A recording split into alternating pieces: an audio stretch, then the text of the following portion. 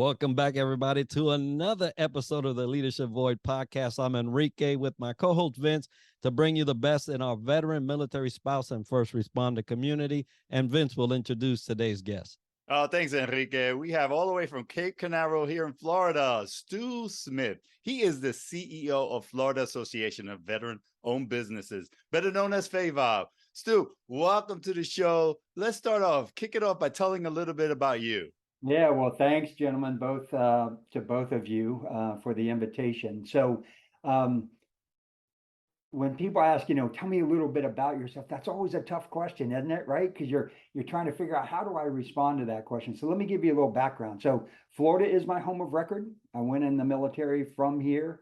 I see young people today and they've come up active duty and they're veterans. And I'm like, man, I left the service before you were born, and so I got to put things in perspective. But Florida is my home of record. Longtime Floridian. My dad was in the Air Force. Long history in the military, right? Married to a soldier, 35 years this year. Our son's on active duty. My dad was in the Air Force. Her dad was in the Army. My brother was in the Navy. Her brother was in the Air Force.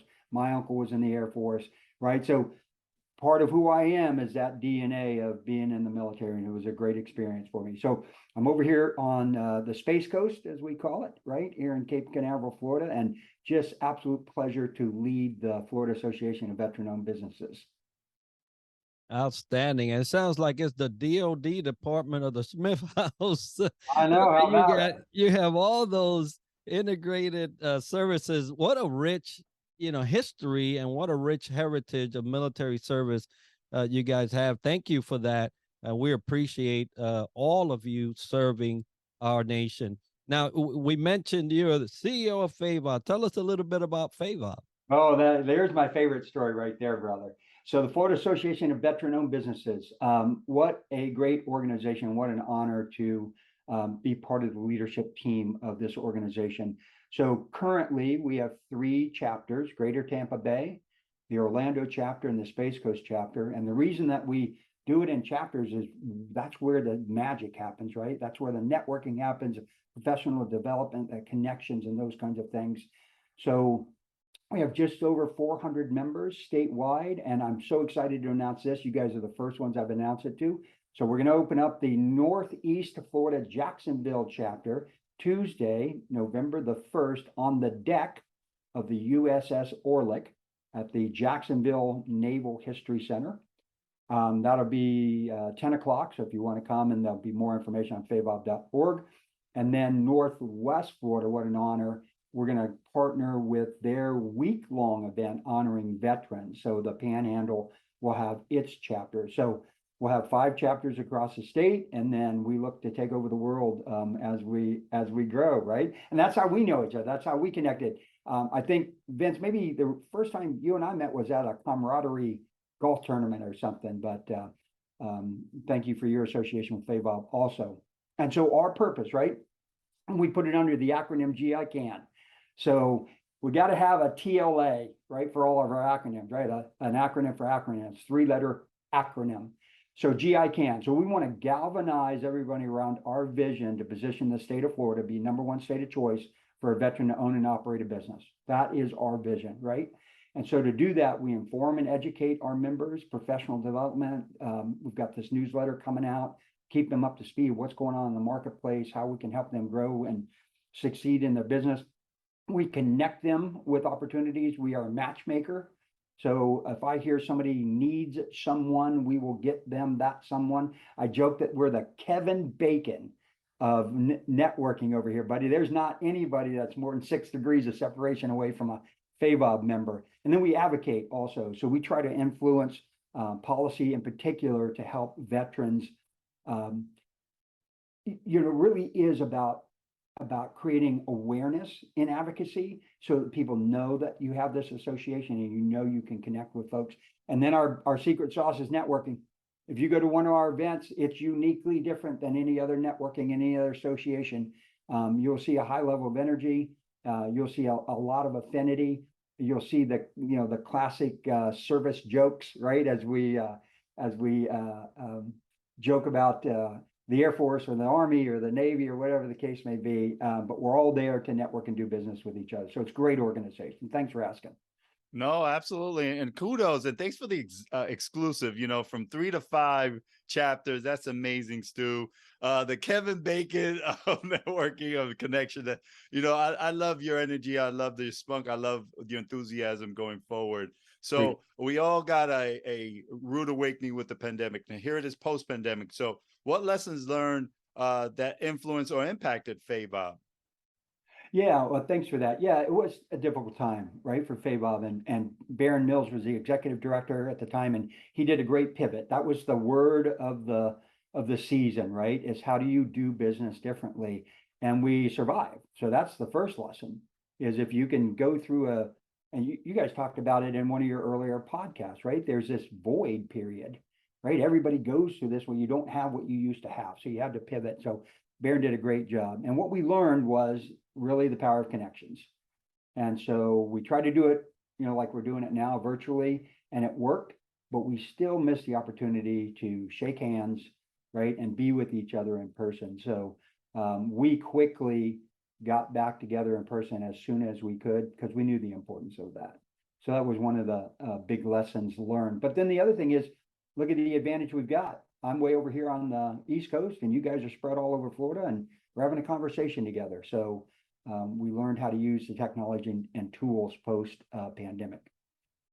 Yeah, it's amazing how we have developed a resiliency around, change, right? Everybody hates change, and we're going to be talking about change later on.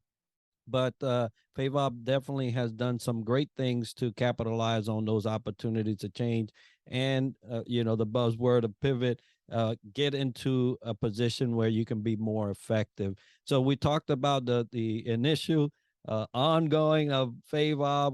We've talked about a little bit of what you guys are doing now. So what does the horizon look like now that we have that exclusive under our belt?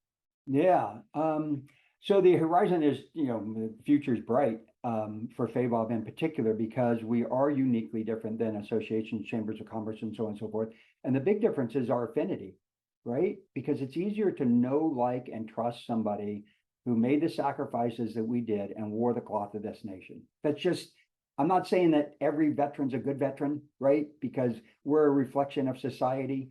But at the same time, the people who are in FAVOB are making it a dynamic and growing organization. So we look to grow the organization, and that's the inside looking out. Let's talk about what it means for our members, right?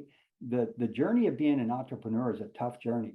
Whether you're a solopreneur or whether you're running a large organization, there's some big challenges, right? You can feel the weight of the world on your shoulders. Sometimes you feel absolutely alone. There are days when you get up and you just think about quitting. In the Army, it was always, I had a drill sergeant, and he would drive us, and we'd be exhausted, and we'd look up at the horizon and just see the hilltop, and he'd say, "Men, just one more hill," right? And we got to the top of that hill, and guess what we saw? One more hill, right? And so when you're an entrepreneur, it can feel like that continuous road march of, I've crested that hill, I got to look at the next hill and go on. So what we want to try to do as a FAVOB is make that journey easier, make the connections easier, make the access easier, build each other up, right? Tell the stories that we tell from when we're service, but also tell the stories about our business, get to know each other, do business with each other, and succeed. So we're really excited about what the future looks like for FAVOB for our members. We are as well excited equally, and hopefully you grow through it. Have chapters in each state and each county of Florida soon. So that's my mark. And as we're looking at these landmarks, these hills, these goals, each win is a great opportunity going forward as these Florida-owned business owners are going. And you have this advocacy component. So thank you for doing some great things. And Florida will be and is, and I'll call it out, the county and the state that are friendly owned businesses for veterans. So we have that marquee. We're toggling with 2 between Texas and California, but we'll be number 1 very soon, Stu. And let's transition a little bit and talk about leadership. What do you do on your spare time when you have it?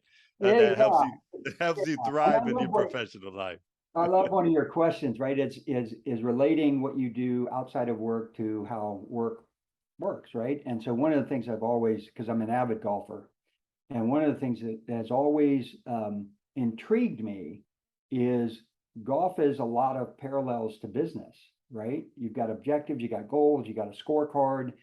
There are things you're in control in, then there's things that you're not in control of, the speed of the greens, the wind, and so on and so forth. But the key from a leadership perspective is how you react to that. And so I'm really intrigued when I'm out golfing with folks when they have a bad shot. I want to see how they react, right? Do they just spin their club and say, you know what, I'm going to get the next one, right? I'm going to get to that ball and I'm going to put it back in play, or I'm going to get it on the green, or whatever the case may be. Or do they throw their club and start running around like a banshee?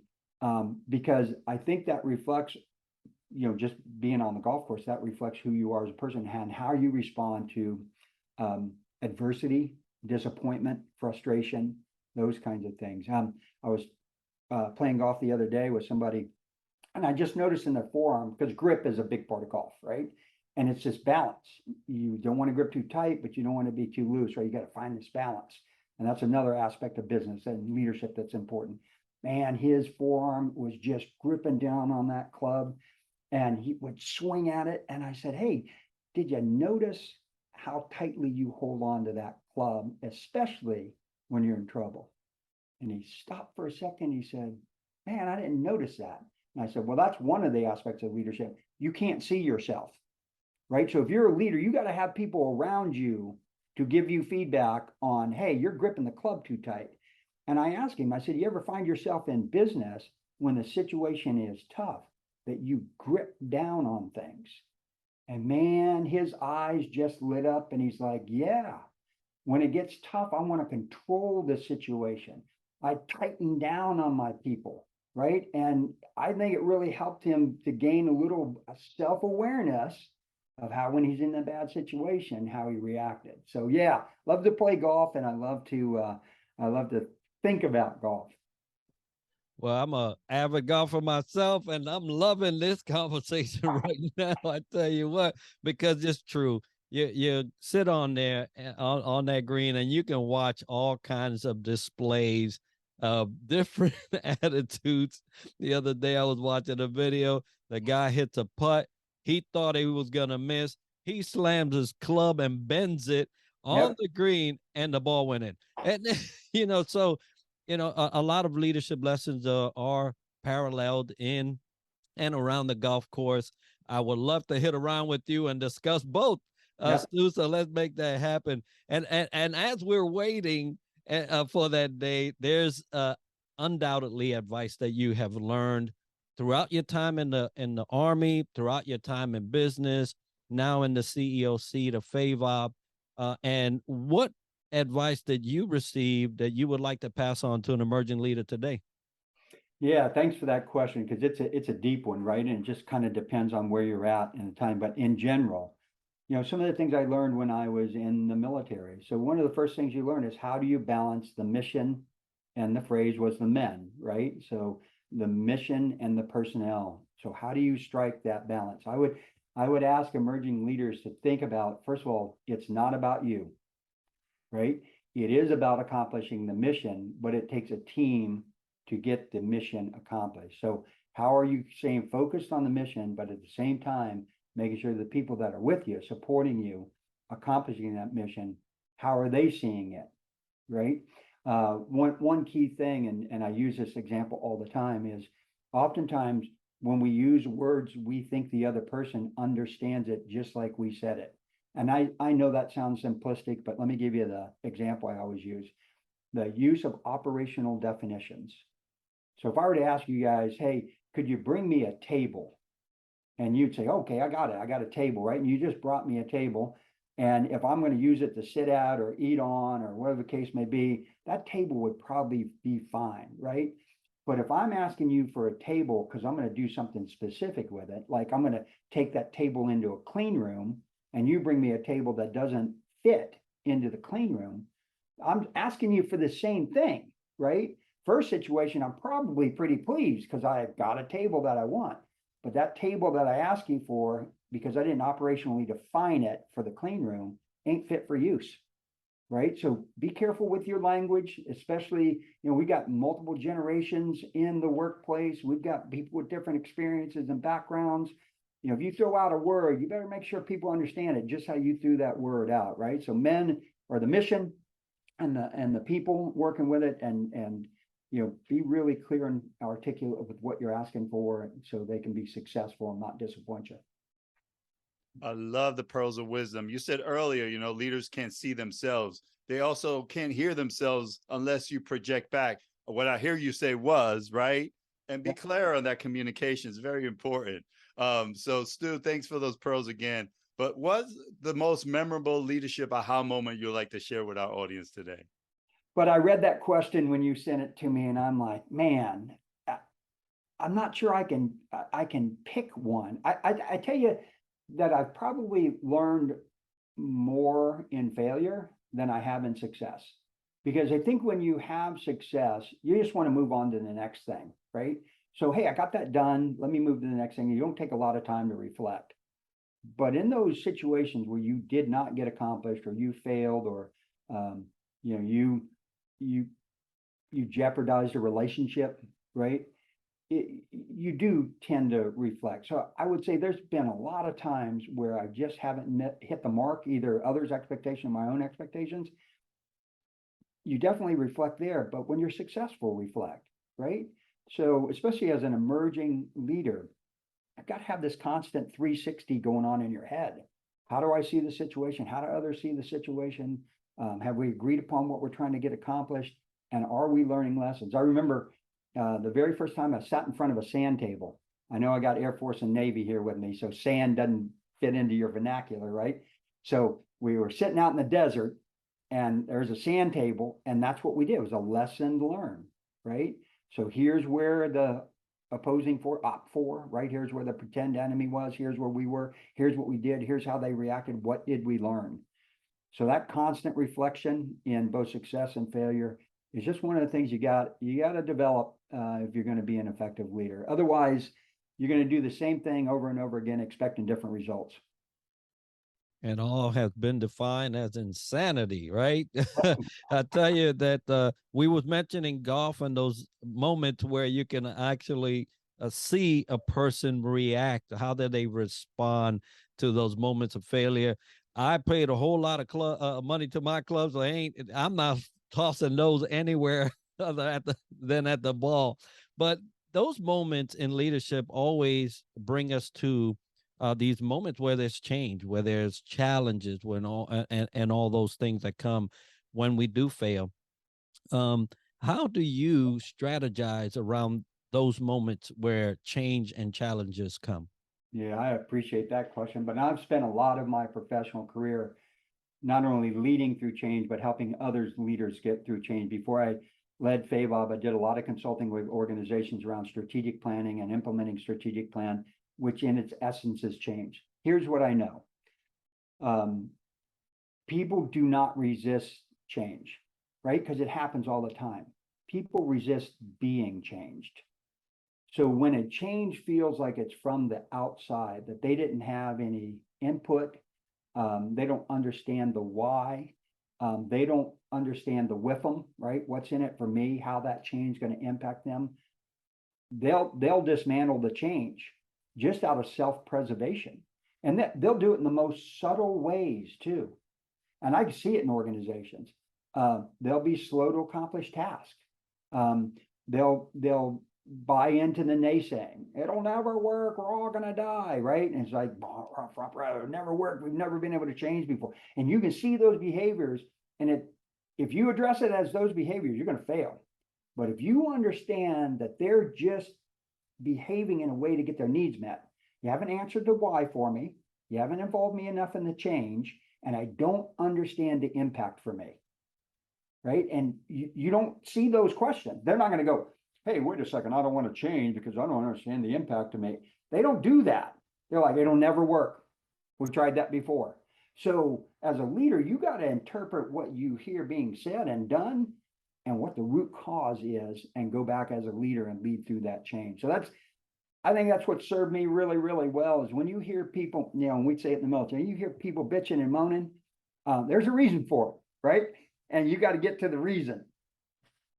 I'm laughing here, but it's so true. I'm chuckling because there's so much value based on what you said. People internalize that change affecting them personally. So if they don't have the buy-in, they don't value your communication style of saying this change is valuable for the organization, they will, to your point, subtly or bluntly reject it. So great words of wisdom. FAVOB has a great individual at the helm as CEO. And folks listening in today, how do they contact you, Stu, or the Florida Association of Veteran-Owned Businesses? Yeah, absolutely. So let's start with FAVOB. You can just go to FAVOB, FAVOB, right? .net. We've just redesigned our webpage, got a lot of information about the organization. Go to the events page. Go to the directory page, right? Those are the pages of great value. Come join us at a networking event, please. Come join us at the opening of these 2 new chapters. And I'm an open book, brother.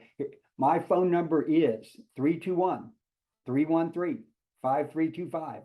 And here's the worst thing that can happen. You'll have to leave me a message and I'll call you back, right? And CEO at favob.org, get a hold of me that way. And here's my favorite way, connect with me on LinkedIn. Right?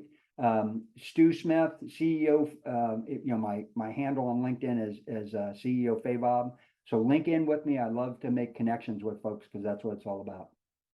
Wonderful, folks. And we'll have that as part of the show notes and video so you can get a hold of Stu, FAVOB, and all that they are doing. And if you want to contact the Leadership Void podcast, the leadershipvoid@gmail.com is where you'll send that information, inquiry, request.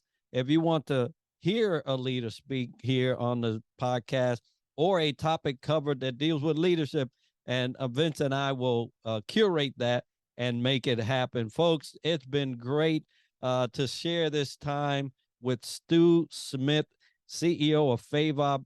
Stu, thank you for being with us. Thank you for your service once again, and thank you for what you're doing for FAVOB and the state of Florida.